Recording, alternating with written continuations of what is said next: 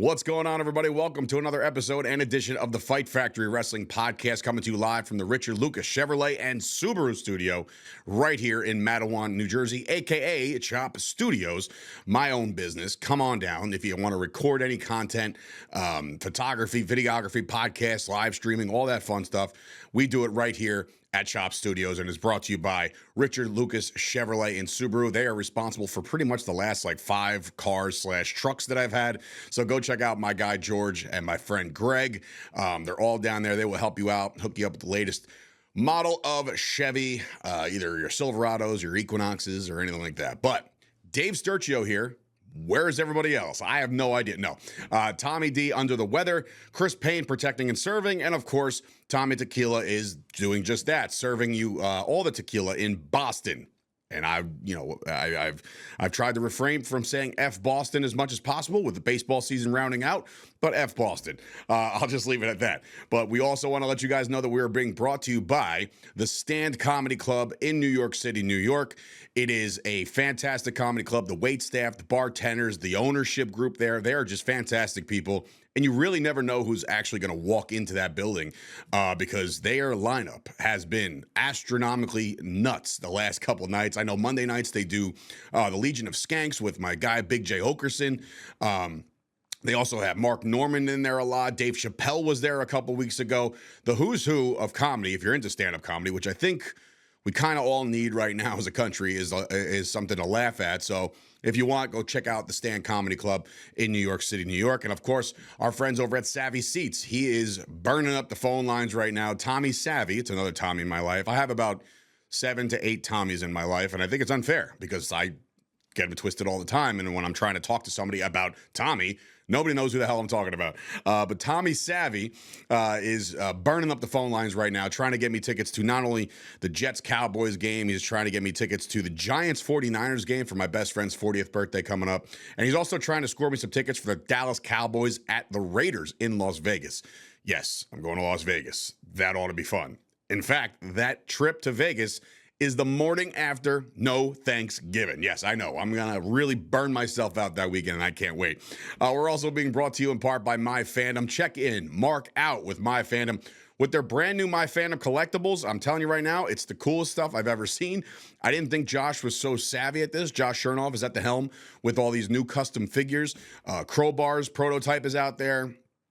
They just released the gray mold of Danny Moff. I've seen the finished Danny Moff product, and let me tell you something. You're going to want to pre-order these things, specifically because you're not going to find these wrestlers, Crowbar, Dan Moff, and I know of a couple other guys that are in production as well. You're not going to find them in the Hasbros of the world. You're not going to find them with the WWEs or anything at the what do you call those? The guys, the major figure wrestling podcasts are going to talk about. But they did mention this because any new toy that comes out in professional wrestling, you want to jump all over it, and who better to jump all over it than the Major Wrestling Fig Podcast? More on Matt Cardona in just a little bit. So yeah, this is a solo show. It's my first solo show on this program, I believe. Maybe I did one other one early on because it was just me and Tommy D and my friend Chris Gucci, my former business partner Chris Gucci, doing a little MMA talk, which I'm rocking a UFC shirt, believe it or not. Yeah, they used to call me Casual Dave because I would only know. Yeah, I know the UFC through and through back in the day when I was in high school going into college. That's when the heyday of UFC was at its peak. Right now, I think they're having a hard time developing stars. They're still going to have the stars that you know of, but then, the mid-card guys, the guys on the uprise, those are the people that you really want to pay attention to, but sometimes you just don't know their names if you see them on a bill, right? But anyway, I digress with that. I think this is my first or second solo show with this platform. But I do want to let you guys know that No Thanksgiving, as I record this right now on a Wednesday, is now 59 days away. That's right.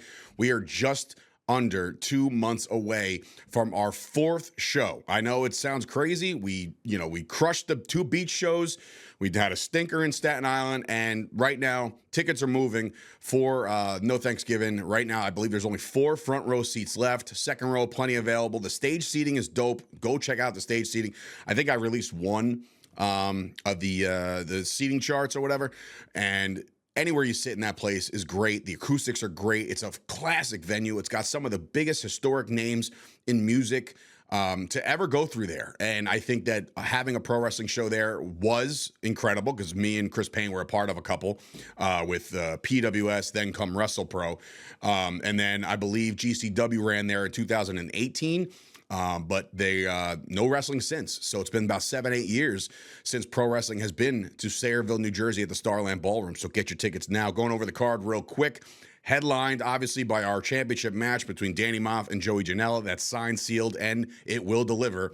Very excited about that. They've worked before. They've been down the roads before. They've crossed paths plenty of times. There's been times that Moff hated Joey. There's been times that Joey hated Moff on a personal level, right? It got real brutal. But now respect is there. And if you were at the War on the Shore 2, you saw how it ended. Joey Janela said he likes gold. He wants a shot at the title. He's now 2-0 at Fight Factory Wrestling, so why not give him this opportunity? He's earned it. But then Moff came out, shook his hand, and then boop, burning hammer, and it's all over. So the rest is history on that one. So Moff Janela for the title. For the women's championship, Lady Frost, who was just in action over the weekend. More on that in a little bit with WrestlePro. But she is our women's champion. She will be going one-on-one with Sunny Kiss. Sunny Kiss is one of the most gifted athletes I've ever met. You know, in and outside the ring, just the perfect person, super nice, super humble, and will bring the energy each and every time that Sunny Kiss is out there on the big stage. And I can't imagine how much they're going to crush it together. Both being gymnasts, both being in that, you know, gymnastics, killer murder gymnastics, whatever the hell you want to call it. Like they're both extremely gifted athletes, and I think they're going to crush it.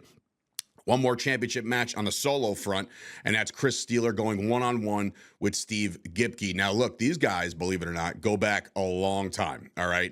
They started, I want to say 15 to 20 years ago in professional wrestling. I believe they were trained up north at IWF with Kevin Knight and that whole crew up there. And that place has produced a lot of people. The Falabas of the world, Sean Bennett, which is now main event referee over at Raw. He was a product of that school as well. So they definitely have churned out a couple real big superstars, a couple referees, you know, just off the top of my head, I'm trying to think. But I think these guys go a long time way back. The stars have aligned now. Chris Steeler won the Sink or Swim Battle Royal back at the War on the Shore 2.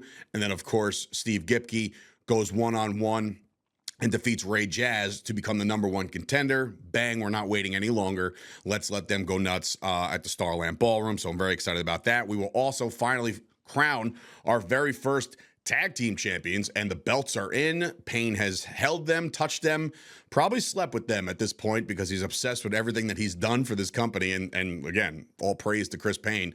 His aesthetic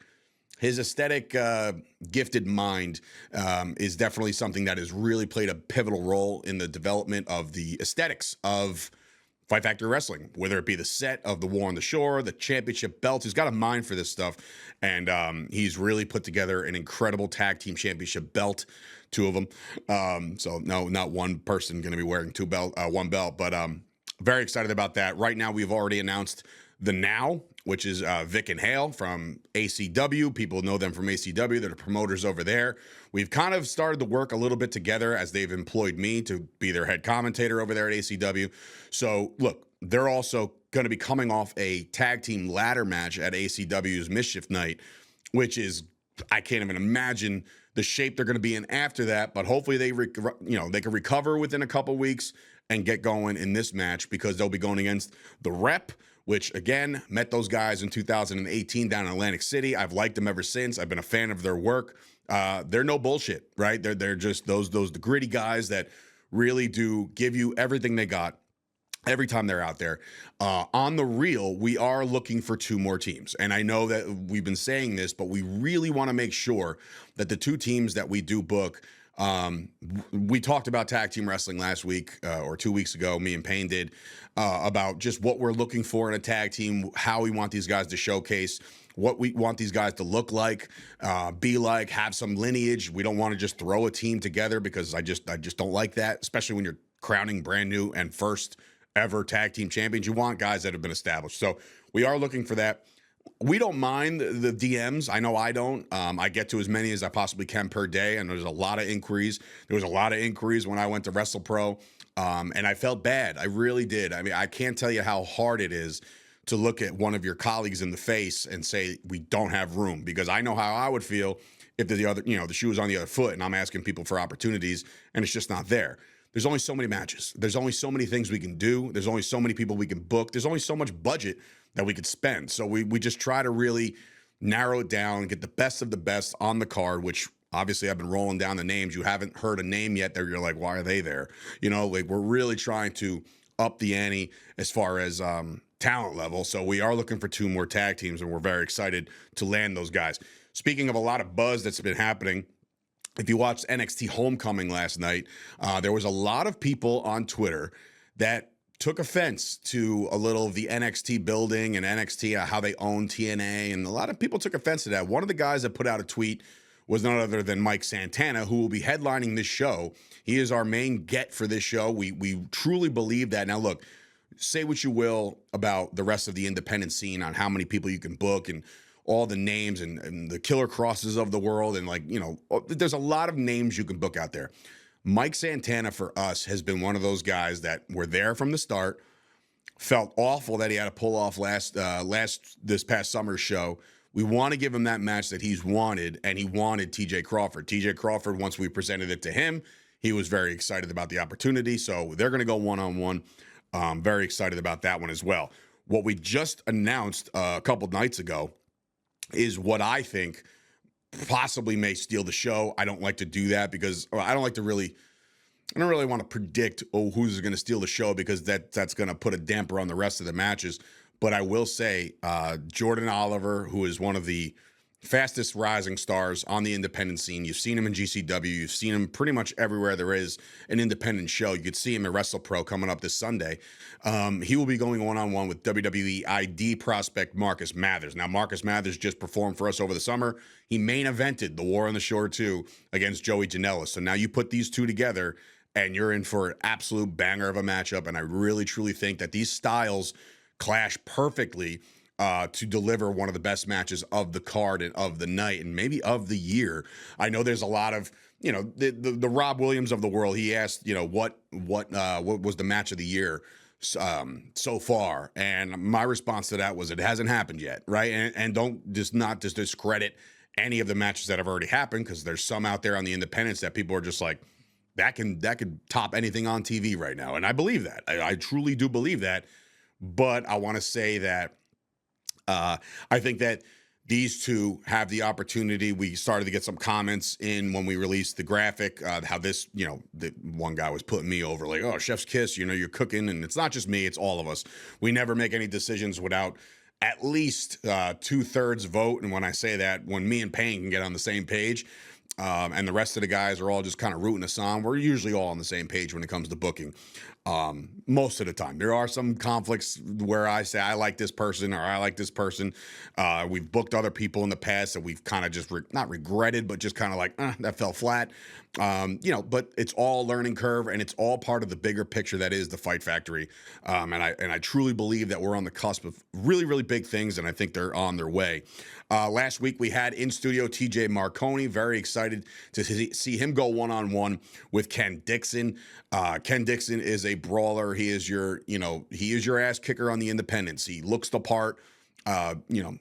Short jorts aside, the dude is an absolute gamer.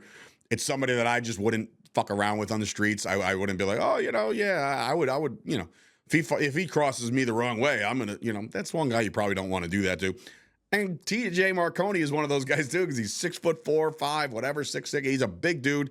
And I couldn't be more proud to call him a friend now at this point, because again, the stories in independent wrestling, they don't always start off so great, specifically when you're full of your own shit like I was when I was coming up. So I just hated everybody. I didn't care. And of course, another women's match, another one that I think it kind of leads to a story, because I do want to apologize to some that got excited for a possible triple threat match. This is now down to a singles match between Lena Cross, who I saw over the weekend, and Emily J, who I've never met in person, but I've followed her throughout her career within the last year or so. And I think that she's on the rise as well. And I think she's going to deliver against Lena Cross. Now, somebody that was booked on this was, I believe her name is Brittany Brooks. If I don't have that right, I'm sorry. But she had to pull off. Now, normally when somebody has to pull off, they normally have a decent excuse or a reason why. And her reasoning was out of her control. But my beef and my gripe is with said promoter that booked her for the weekend as well. Now, look, when you have, this is a perfect opportunity for people to do business together. And I think that the fact that there was no business to be had together shows you that some people just are so out of touch or just so selfish that they just don't understand how the business works. We had booked her because she inquired with us. She DM'd me, asked, hey, listen, I'm going to be at the big event on Saturday, which is going to be a fantastic event headlined by the who's who of professional wrestling. I believe Killer Cross will be there. AJ Lee will be there. So there's just a lot of people, unless she has to pull off because of WWE, but there's just a lot of people that are going to be at this event. Now, that said event is in New York. So therefore, you're local to the area. You're local to New Jersey. So she thought in her right mind, because this is the right move to make, as an independent wrestler who has a show on Sunday, why not try to pick up another booking on Saturday, right? So she inquired with us. I said, perfect. We agreed to terms. We agreed to the rate and all this other shit that you have to agree to get all the things done. And then all of a sudden, you know, the promoter that's using her on Sunday, who apparently is flying her in from wherever she's from, I believe she's a Cali girl, says, you know, you're in a match with Emily J and somebody else on Sunday. So now you're also in a match with Emily J and someone else being Lena Cross on Saturday. The matches are too similar, so you can't do it. Now, this raises my antennas because I'm just like, wait, hold on, wait a minute. As an independent wrestler, you are not contracted to anybody. That's the definition of independent, okay? Independent wrestling means you can work whoever, wherever, however, whatever match stipulation you want. You can do whatever you want. This person strong-arming her because he's paying for the flight to have her come in, and, you know, you never even negotiated with me. He could have very easily said, hey, listen, she's working for me on Sunday. She's doing the big event on Saturday. If she does your show, can you kick me a couple bucks back for the flight? And I would probably say no, all right, because we didn't have her in the original cards. But if it was something that we really, really were passionate about, there's no problem with that. You just add it to the budget and you figure it out. But the fact that he strong-armed her and said that you can't do this, you have to do this and not this, that's basically calling her a contracted wrestler, which she is not. I don't believe in that at all. I think it's complete bullshit. I think it's absolutely childish at the very least. And look, I DM'd the promoter left it on red, did not want to talk. I literally explained to him, hey, if the match is too similar, we can find something else. We could figure it out. We can add another girl, which would have gave another opportunity for somebody to do like a fatal four-way or something. So it wasn't as similar as what you booked at said promotion. I'm not even going to give them any credit. You can do your own math or you can do your own research. I don't see the reason to put them over if they're the ones kind of dogging me and dogging us at Fight Factory. Yeah, I just felt like that was a little bit odd of behavior to you know, basically tell somebody you can't do something when all she's looking to do is make a couple extra bucks. So on that behalf, the promoter looks like the jerk off. And I'm sorry, that's just the way it is. Like, you can get mad at me all you want. You can say like, this guy has a track record of talking shit about everybody else, blah, blah, blah, blah, blah. I only talk shit when it's absolutely relevant and absolutely in favor of us, like, or I know I'm not in the wrong here. Anybody listening to the sound of my voice right now has to absolutely understand, specifically if you're an independent wrestler. Like, imagine having a show booked on Sunday. You have a signing or an appearance on Saturday afternoon. You're done by 4 o'clock. Now, what's the normal independent wrestler supposed to do from 4 o'clock to the following day? You want to go get dinner. You want to go to the gym and get a lift. You want to go out for some drinks. You want to, whatever you want to do. It's your choice. It is absolutely your choice to see what you want to do. She has been nothing but kind and nothing but nice to us to even ask, hey, if there's room, I would love to be on the show. So we agreed. Like, we said, yeah, that actually works out really well. It makes the match even better, right? But some people just don't want to play ball. And if you don't want to play ball, that's fine. And I know for a fact that this makes her look bad, right? On to all of us. You know, listen, everything gets screenshotted and shown to the boys, right? Like, I might have DM'd her, just me and her talking, but I showed the guys, I said, here's the exchange, so everybody knows there's full transparency. At first, before the explanation, they're like, never book this girl again. Never. Like, this is ridiculous. But then the explanation came, and she was innocent in this. She felt like she was pinned up against the wall and given an ultimatum. Because of the fact that he paid for the flight, she felt obligated to do his show and his show only. And again, that to me, it's bad business on her behalf. It's bad business by this promoter. But I understand her side of it. I totally understand that. There's no heat there. There's no like, I can't believe she did it. It's not on her. It's absolutely not on her. So I will not hold that against her. I will hold that against the promoter, and just kind of, nicely say, you suck, dude. This could have went so many other ways, and you could have just opened up your DMs and we could have had a conversation, exchanged talent. We could have had people go to your show. You could have had people go to my show. It would have been fine, but you decided to be selfish and become a mark. Anyway, WrestlePro over the weekend was a lot of fun. It was the first time I was there in over a year. Myself, Josh Chernoff was on commentary alongside Pete Rosado. Pete was highly recommended. Got pretty much my badge of recommendation. And of course, you got it from Donovan and you got it from the boys. He was the voice of the War on the Shore too. So he made his debut on commentary. It was special for me because, like, once again, WrestlePro is where I started. It was PWS before WrestlePro. Like, that's my home base was the Rahway Rec Center. So much history there for myself, for professional wrestling as a whole, independent wrestling as a whole. And so for me to go back there, I'm not going to say that I was approached to go back. I asked to come back to Kevin Matthews, who books the show. I asked him about his suits because he posts a new suit every third day of the week. So I was like, where do you get your suits? Who do I got to talk to? I would like to get a new custom suit. So I did that, and I was very happy about the way it came out. I digress with that, but I did ask him. I said, hey, man, if commentary is an option, I'd like to come back, and show you that I still can go and do it and have fun with it. And I did that. I had a lot of fun with it, from my music playing to the pop of the crowd to the people chanting Dave. It meant a lot to me because it's been a long time. And the last time I was there, my music didn't play. I just walked out by myself and, hey, everybody, you know what I mean? Like, it just felt weird. And then after that, you realize that might have been your last show because of just circumstance. It's not like I left on bad terms. It's just like I left because I felt like I had to put all my eggs in the Fight Factory basket in this business, in my studio, right? So I just didn't have time, even if it is once a month, once every 3 months. I just didn't want to put any brain space towards it. But now that things have kind of opened up, I thought it was a good idea for me to go out there and do what I do best, and that's commentate. A great night of wrestling. Ended very, very crazy. There was an 8-man on-the-spot ladder match where the medallion was hanging from the Rahway Rec Center rafters, in which Max Caster won that thing. So he technically has a year to cash in. Well, he didn't wait a year. He waited about 2 hours. And he came out at the end of the night. CPA, unfortunately, drops to Matt Cardona, who becomes now officially in the record books a WrestlePro champion. But moments later, CPA had enough, took out Max Caster, went absolutely apeshit on him, left him laying, and then here comes the best wrestler alive. That was Max Caster cashing in his on-the-spot shot, wins the championship, walks out of the Rahway Rec Center, a first-time ever WrestlePro champion, which, again, credit to him. I talked to him earlier. I got to talk to Bowens, who was not booked on the show to perform, but I got a chance to catch up with Anthony Bowens, and it's always great. It means a lot to me that he sees some of the stuff. Like, again, these guys are super busy, and I understand that.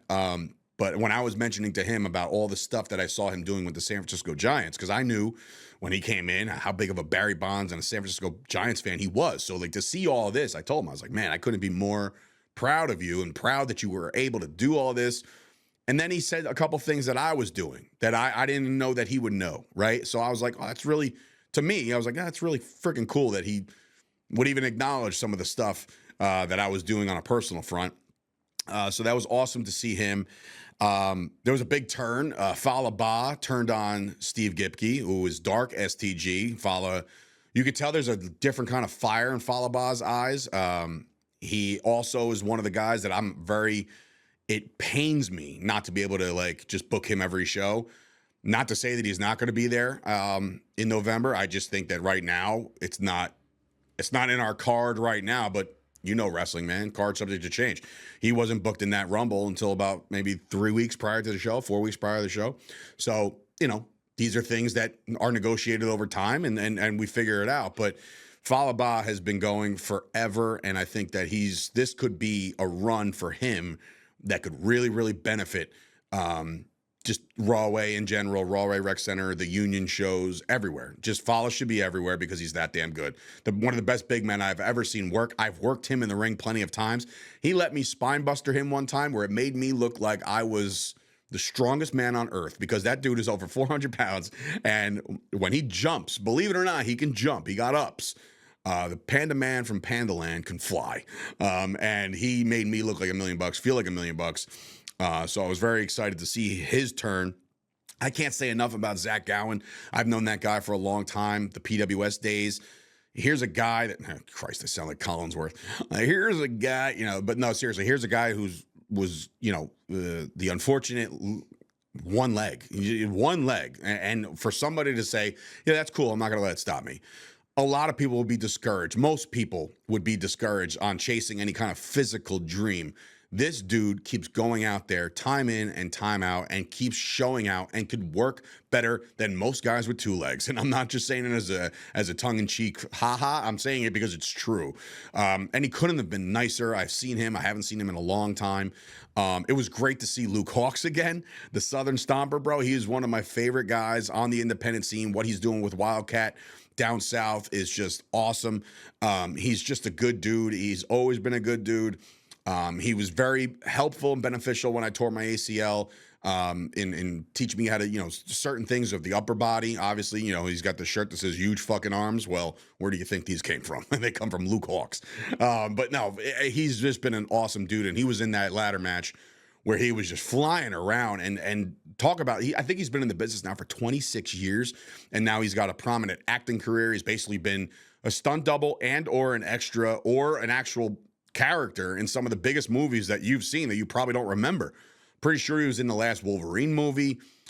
He played Stone Cold Steve Austin in Young Rock, which was like, come on, dude. Like, just think about that for a second. But he's been an incredible human being to me every single time that I've ever met him. And I remember, it's so funny because I remember meeting him for the first time back in like 2013, 2014. And I remember talking to him about his son, and that was 11 years ago. And now his son is wrestling professionally. And at that time, he was just getting going in like tournaments, amateur wrestling and stuff. So it's just really cool to see like how people's families develop. I saw Pat Buck for the first time, and shit, I can't even tell you how long. I shook his hand, said hello, asked about his wonderful kids. Recently, I think I'm really dialing in, and clearly you see this because of the hat that I'm wearing, but I'm really, really starting to embrace the dad life, man. I mean, again, you embrace it the day they're born, but I have a 6-year-old and a 3-year-old. This is a fun-ass age, man. We're doing a lot of cool shit lately, and I know it's only going to get better because the kids are going to get bigger and get into sports, and my daughter's into gymnastics, and she's so good, and there's nothing better than hearing, like, all your teachers that they're with that like they're the best in the class, and they're not paid to say that. You know what I mean? Like, we're not paying them at a private school or anything like that. It's a public school, and they're telling us, they're taking us aside, and even like, they're saying like, why can't you be more like this kid? And I'm just like, damn, that's my son, bro. Good job. But anyway, off topic there. And of course, there was a student showcase, which I can't say enough about, the opportunities you give these students who have been putting in the work. I remember my first student matches. I just came up on the 13-year anniversary of my first match in September of 2012, which is a battle royal, which is punches, kicks, don't bump, and just, if you have to get eliminated, get the hell out of that ring. I, for one, didn't have to get eliminated because I won the damn thing. But I will say that it was cool to see those guys do their thing. I haven't seen a lot of those guys in a long time, the Brandon Downeys of the world. Those guys that have really been grinding for a long, long time. And I think that it's starting to show. It really is. And these guys are starting to come into their characters. And can't say enough about guys like said Brandon and Adam Kirkland, along with Skylar Mack, I believe. Yeah, Skylar. Cowboy fan, how can I forget? Those guys have come a long way. I got to talk to Yusufer L. I haven't talked to him in a long time. He, for whatever reason, thought I hated him, which isn't the case at all. I don't hate anybody. I don't have a hate ounce in my heart. Maybe one guy, and I'll get into him right now. I don't hate him. I need to clear the air here. This Tommy Invincible, Dave Sturchio beef, it doesn't exist, right? There's people can have differences of opinion, believe it or not. I know that's crazy, and unfortunately, with the tragic events that just took place in this country, you are allowed to disagree with people. You are, right? And I remember when I started seeing the Tommy Invincible videos on TikTok, I said, who the hell is this guy? Black trunks, black boots, weird hair, tattoos, has Invincible on his back, he wears workout straps. It's not wrestling gear. Those are lifter straps, right? That he wears. And I'm like, what is all this about? And I saw the energy that dude would bring when there's 7 people in the crowd. And I'm like, you know what? That's fucking cool. And it really is. It really is admirable what the guy will do in front of nobody. Now, my hostility with the guy, it just comes from a place of, I wish he understood that the things that are being said and done for him, they're not genuine. And I say that in the nicest, kindest way possible. The dude got himself over on the internet because of the fact that he was doing this kind of shit in front of nobody. Then Matt Cardona, who is the social media indie god, grabs a hold of him and gives him a big, big spot at the Hammerstein Ballroom. Big spot, right? And I'm just like, this is fucking crazy. How do you give this guy who nobody's ever heard of this spot, but all of a sudden, is he going to come out to a GCW crowd? Are they going to embrace him? Are they going to boom? What are they going to do? And he has this spot, and that's when I met Tommy. I met another fucking Tommy. That's when I met Tommy. And I shook his hand, and I said, hey, man, what you're doing, bringing that energy, 110% every single time, no matter if there's 1, 10, 10,000 people in the crowd, doesn't matter. He brings the same, right, all that shit. I fuck with that. I really do. I say that's incredible. It's invincible, right?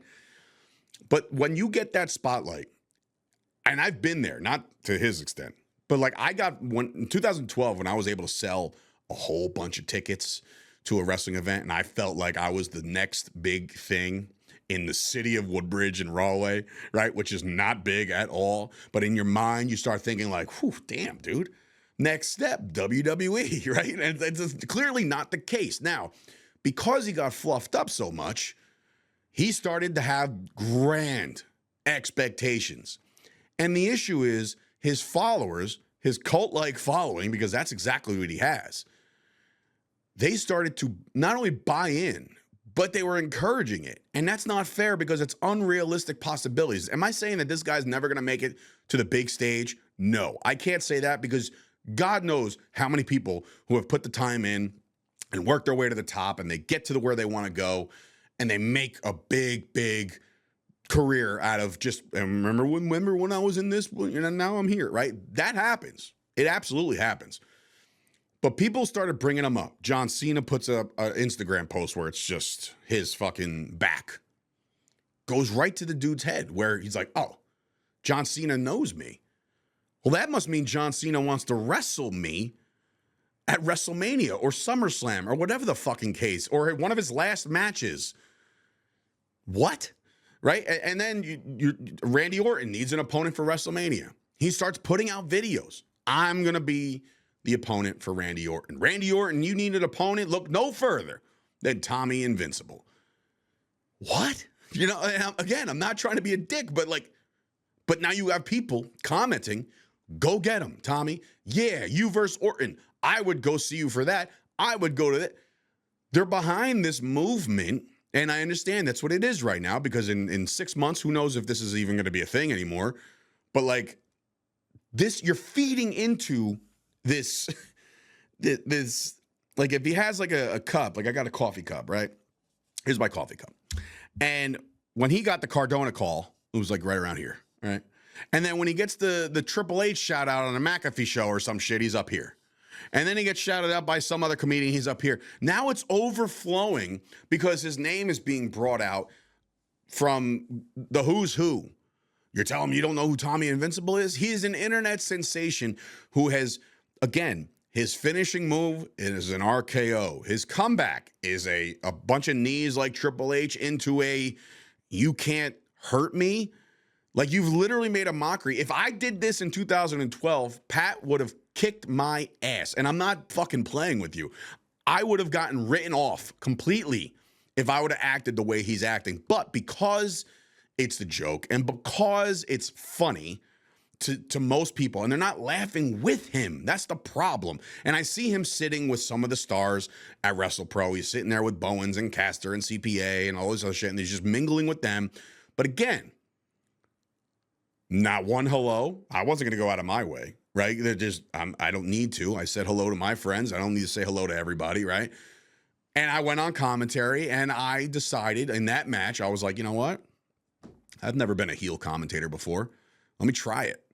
And it's the true, genuine feelings that I have against Tommy Invincible. So let me put it on commentary, not to bury him, but to just be that guy. Because you have Josh Chernoff, who all of a sudden was embracing him, saying like, "Oh, what flavor are those sour grapes?" You know what I mean? Like we were playing off each other. And Pete Rosado was doing a great job calling the match. So I was like, well, nobody's shitting on this guy, so why don't I just go out there and try? And I did to a certain extent, but again, I cannot take away the physical attributes of an athlete. The dude can wrestle. He can sell, even though sometimes I've been told he doesn't want to, right? You have to get out of your own way. And I believe I would like and appreciate Tommy Invincible just a little bit more if the humble was like dialed up. Because right now, all the thank yous and the, oh, thank you so much. Thank you so much. You're only thanking these people because they're saying the things that you want to hear. You know, if somebody comes up to you and says, dude, you're an absolute fucking head case joke. He blocks you on Instagram and he forgets all about you. He doesn't know how to take negative criticism. So if he sees this, which I don't know if he will or not, and frankly, I don't care. But like, if he sees this, it doesn't come from a place of hate. I don't hate anybody. I just think that you need to slow it down with your grand expectations. I'm not saying don't have dreams. I'm not saying don't have goals. I'm not saying don't steal moves because it's pro wrestling and everybody steals everything. But you've literally got it down to a science, and you're literally doing the monikers and the things that made other people famous. I remember there was a story Pat Buck told me about John Cena. Somebody did this in front of John Cena in the back, right? And he said, if John Cena literally looked at the guy and says, if you ever do that again, I'll break every single one of your fingers, because that's his thing. That's what wrestling used to be. Now it has it dialed back a little bit, probably, right? But like, that's how it used to be. You steal my shit, and I'm the one that's on the cover of all the magazines and the marquees, and you want to steal my shit to get yourself over, I'll kick your ass. And that's used to be how it was. But nobody's going to do that to this guy. One, do they feel bad? Do they feel like it's a hate crime? Do they feel like it's not fair? Are you beating up somebody who's not all there? I don't know. I'm not a doctor. I just play one on TV, right? Like, I have no idea what this dude thinks about when he lays his head at night and when he wakes up in the morning. He probably wakes up in the morning, does a kip up and says, I fucking feel invincible, and takes on the day. Once again, you got yourself over, bro. You are, in that regard, you are incredible. You are invincible. But when I'm telling you this as a former professional wrestler, a now booker and promoter and wrestling business owner and business owner in general, the way you're approaching this whole thing is just wrong. And again, it's one man's opinion. You don't gotta like my opinion. I don't gotta like your shtick. It's totally cool. I respect your hustle, loyalty and respect. I respect all that, but I don't respect the idea that you're just bigger than everybody else. You show up to the buildings, not like I showed up to the building in a suit. Am I a commentator? Yeah. Do I expect everybody to show up in a three-piece suit to a building? No, it's Rahway, right? But you've showed up to buildings in stringers, in your gear. Like, even the videos that you make, you're getting out of a car looking for Richard Holiday, and you get out of a car wearing your full gear. Nobody does that, right? Like, so I don't know if maybe I'm overstepping when it comes to, like, maybe there's something like that I don't know, right? But like, again, from the surface, from everything that I've seen, it's a little much. Just a little much. Where are we at? 41 minutes. All right, so look. WrestlePalooza comes up this Saturday night, the first of its kind. I had a Google search last night to see if I even have this. If you do pay for the bundle, the ESPN, Hulu, and Disney, I'm sure it just appears on your feed like a normal thing, like on Peacock. So if you have that already, you're golden. If not, that's the $30 a month and all this other shit. Not a big card, just 5 matches. Io Sky versus Stephanie Vaquer for the vacated championship. If I'm just making quick predictions, I'll take Stephanie in that one. Io's gotten a lot of burn already. Stephanie's like right there. One of the fastest rising women's wrestlers in the world, really. So I like her to win this one. The Usos against Bronson Reed and Braun Breaker, the Vision. Cool to see the Usos back. A lot of rumors swirling that they might turn Jay heel. I don't think that's the right move because right now you got a lot of baby faces. You do. But this dude is like uber babyface with like white hot, piping hot sales. So I wouldn't do that. But give me Bronson and Braun Breaker only for the simple cause of just like if they just take him out, then that division's over already. You know what I mean? Because it's just not a thing. So I think they're going to win that thing. Then you have the return of AJ Lee, which has been crazy to see. She looks great. CM Punk, which by the way, CM Punk, dude, come on. I mean, I know you're not going to see any of my tweets because you blocked me once a long time ago after your first fight in the UFC. But on Instagram, I saw you put out your 6 top wrestlers of all time.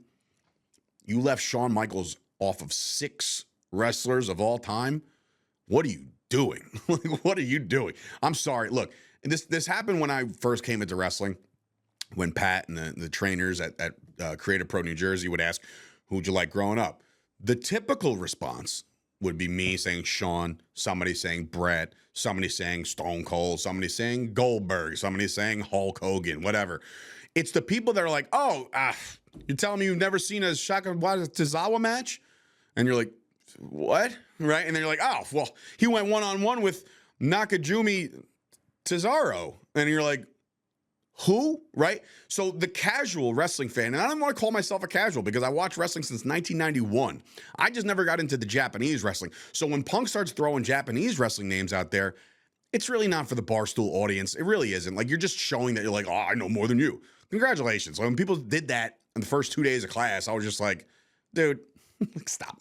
Right? Just say Chris fucking Jericho. Right? Just say, do you want to go mainstream? You could say Okada. You could say like guys like that I know, and Tajiri, and like guys like that have been to the dance on the main stage. People that are main eventing at 3 o'clock in the morning at Wrestle Kingdom in Japan. That doesn't. I'm not. And again, this is not a anti-Japanese thing. It's just like I don't know who the fuck these guys are. Right. So maybe I'm uneducated when it comes to that. But like, to leave Shawn Michaels off that list and then question maybe Dusty Rhodes in the top 6, like, dude, you're losing credit. You didn't put yourself on the list, which I'm very surprised you didn't do. But yeah, anyway, give me Punk and AJ to win that match against Seth and Becky. Once again, that's going to come to a head eventually. You would have to assume Survivor Series, maybe Royal Rumble. I don't know. Or maybe they're both in the Rumble again and we do this dance all over again. Which, by the way, real quick on the announcement of WrestleMania to Saudi Arabia. Boy, you couldn't have done a worse thing. Now, look, Saudi money is Saudi money, and people are seeking it. They're all seeking it. Tom Brady, who's one of the richest men in the world, you would think, is already seeking more of it. The WWE going over there for WrestleMania, taking out the red, white, and blue of WrestleMania and bringing it somewhere else. You can almost tell in that press conference that Triple H wanted nothing to do with this. The wrestlers that were behind him wanted nothing to do with this. It was so tragic to see it. And now this is opportunity, presenting itself to the fullest extent in independent wrestling / AEW / I guess that's really it. Because they have a chance to capitalize. When they go there, let's do it here. Right? Let's go to New Orleans. Let's go to Texas. Let's go to fucking New York. Let's go to these places and show United States of America that wrestling and WrestleMania belongs here. I understand. Like, what are we gonna do now? Your WrestleMania outfit, you got to be covered head to toe if you're a woman. Like, what the fuck? That takes away, a quarter of the allure of these. Some of the people just like to look at the female wrestlers, and now they can't. And I'm not saying it's a fucking, creepy thing. I'm just saying, in general, these these women have these phenomenal fucking physical features, and you're just, nope, gotta wrestle in fucking sheeps and towels. Like, what are we doing? Like, and again, I'm sure they're gonna spend fuck out their ass to get whoever they want to perform at WrestleMania. Mike Tyson might have a wrestling match. Who fucking knows? I just know that it's just not good for pro wrestling. I don't like it. I don't think it's un-American, because it is, right? And I'm not saying like any like anti other countries. I just, WrestleMania, you're already doing the Royal Rumble over there, right? Or one of them over there. I forget which one, but you know, a lot of people are starting to think that like maybe this is the new norm. Like, are they going to do WrestleMania and rotate from Saudi Arabia to Vegas forever now? Because they know that's where everything is. Like, think about it. TKO and UFC, it's Vegas or it's over there. I mean, they go to other cities, sure, but not for the big events. You're always going to be in Vegas at the Sphere or at the T-Mobile Arena or fucking Allegiant Stadium or whatever. Like, you just, it's just a bad look, and it leaves a sour taste in my mouth. And yeah, I don't know how to feel about it. Will everybody watch WrestleMania? Yeah, you'll watch WrestleMania. Nobody's going to be like, oh, I'm boycotting. I hate those people, by the way. You guys are all just frauds and phonies. I don't want to hear that shit. You've said it a million times about a million different things. You're not going to just not watch wrestling. Cody Rhodes and Drew McIntyre. Cody, I guess. I have not watched a lot of SmackDown, so I don't even know how big this feud is. I know that there was an attack a couple weeks ago. Cody came back looking lean and mean and all that shit. Cody, once again, man, and this is not a discredit to his work, because I love Cody as a person. I love him as a champ. Man, they don't have shit for him over there. They really don't. Something else has to give. Give me some blood feud with somebody else. And this is not a knock on Drew at all, because I think Drew can carry his shit. I think Drew as a champion would be even better, because then you have the option. There's so many more options if Drew McIntyre is your champion. Now, I don't think he's going to win the championship, so it's just stale. And then the main event, John Cena, Brock Lesnar. I'm a big Brock guy. Everybody knows that. I love this matchup. The last time these guys fought, I believe, was SummerSlam, where Suplex City was created, I guess, where Brock just completely dismantled him. I don't see it going that way this time. I'm sure Brock will do good business. Brock came back for this, came back for a phenomenal payday, I'm sure. Cena will probably win, or he loses, and he'll still get his hero's goodbye from Indianapolis. Now, everybody's asking what's next for Cena. Lord knows. Like, I don't know how contracts are structured. I don't know who's who and what has how many days left on, fucking AEW-ville or whatever, right? There's the Adam Copelands of the world. If Edge can come back for one last match with Cena, that would be fantastic. Can't happen if he's under contract, so that just doesn't work. Rumors of Chris Jericho possibly coming back. That would be, to me, nostalgic, old school Chris Jericho fan. I think that would be fucking awesome. I don't know how realistic it is, but then we're running out of names, because I just don't want this last couple months to be anybody that he's putting over to give him the boost, because you could do anything like that. You can give somebody the boost and rub some other way. If I want to see Cena go out, I want a nostalgic run from his past. Running out of names here, but we'll see how they play it out. We'll see. But that's it for that. And that is WrestlePalooza, and that is a show. I hope you guys enjoyed the sound of my sweet voice the entire time. The boys will hopefully be back. Actually, you know what? Next week, we're going to take a little bit of a break, unless we can come up with a day that we're going to do it other than Wednesday. But we have a trip scheduled for our possible first venue in 2026, and it's not in New Jersey. So I'll just leave it at that. So thank you guys for watching. Please subscribe to the MyFandom YouTube channel. Like this video, share this video. If the first time you're watching, tell everybody else. We're looking for more guests. I put something out last night. A lot of people, there was a lot of interest in it. Been talking to guys like Vinny Pacifico, a couple other guys that we want to bring in studio, get their stories out there, because that's what this is all about. The Fight Factory and Fight Factory Wrestling is all about the independence and making new stars. It's a factory, right? We want to do that. We want to be at the forefront of a possible either rejuvenation of a character, a creation of a character, or something. We want to be the manufacturer of that. So what better way is to get them in studio, learn about their journeys, learn about their pitfalls, their trials, their tribulations, all that fun shit. And then, yeah, we'll wrap and we'll have a good time, just like we did with TJ Marconi and every former guest that we've ever had at Chop Studios, aka the Richard Lucas Chevy and Subaru Studio. So for Dave Sturchio and the rest of the team here, and when I say the rest of the team here, it's just me and a camera and you, the viewer. Thank you guys for watching, and we'll talk to you guys real soon. Good night.